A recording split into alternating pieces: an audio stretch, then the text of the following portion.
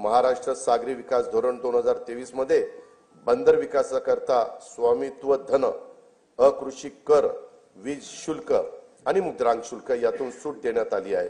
विजेसाठी औद्योगिक दर लागू करण्यात आला आहे। प्रवासी जलवाहतूक व किनारी पर्यटनाला चालना देण्यासाठी प्रवासी व बंदर करातून सूट देण्यात आली आहे। बंदराच्या करारांचा कमाल कालावधी देखील आता 90 वर्ष करण्यात आला आहे। जवाहरलाल नेहरू बंदर प्राधिकरण आणि महाराष्ट्र सागरी मंडळ हे संयुक्तरित्या पालघर जिल्ह्यात वाढवण बंदर विकसित करीत आहे।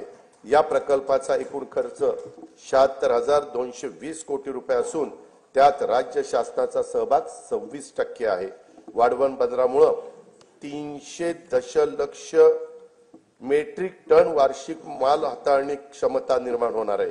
जवाहरलाल नेहरू बंदराच्या सध्याच्या क्षमतेपेक्षा ती तिप्पट असणार आहे। सन 2030 पर्यंत नव्या बंदरातून माल वाहतूक सुरू होणे अपेक्षित आहे। या बंदराचा समावेश कंटेनर हाताळणी करणाऱ्या जगातील पहिल्या 10 बंदरांमध्ये होणार असल्याने महाराष्ट्र राज्य भविष्यात सागरी दळणवळणातील महाशक्ती म्हणून उदयास येईल। वाढवण बंदराजवळ मुंबईतले 3रे विमानतळ प्रस्तावित असून मुंबई अहमदाबाद बुलेट ट्रेनचं स्थानकही या बंदराजवळ असणार आहे। हे बंदर समृद्धी महामार्गाला देखील जोडण्यात येणार आहे। पालघर जिल्ह्यात मौजे बुर्बे येथे बंदर निर्मितीच्या 4,259 कोटी रुपये किमतीच्या प्रकल्पास खासगी क्षेत्राच्या सहभागाने मंजुरी देण्यात आली आहे। गेटवे ऑफ इंडिया मुंबई येथून मांडवा एलिफंटापर्यंत सुरक्षित प्रवासाकरिता अत्याधुनिक सुविधायुक्त बोटींच्यासाठी आर्थिक प्रोत्साहन देण्याचे धोरण जाहीर करण्यात येणार आहे।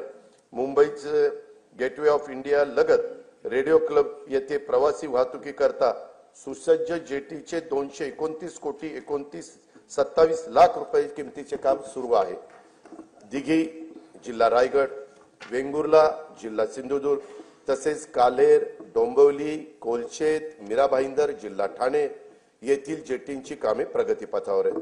काशीद जिल्हा रायगड येथे तरंगत्या जेटीचे काम लवकरच सुरू करण्यात येत आहे।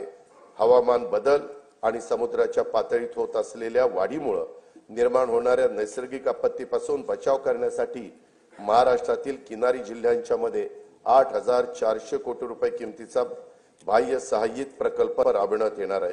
महाराष्ट्र शाश्वत पर्यावरण पूरक किनारा संरक्षण व व्यवस्थापन या 450 कोटी रुपये किमतीच्या प्रकल्पांतर्गत सिंधुदुर्ग जिल्ह्यातील देवबाग येथे 158 कोटी रुपये किमतीच्या कामांना मान्यता देण्यात आली आहे।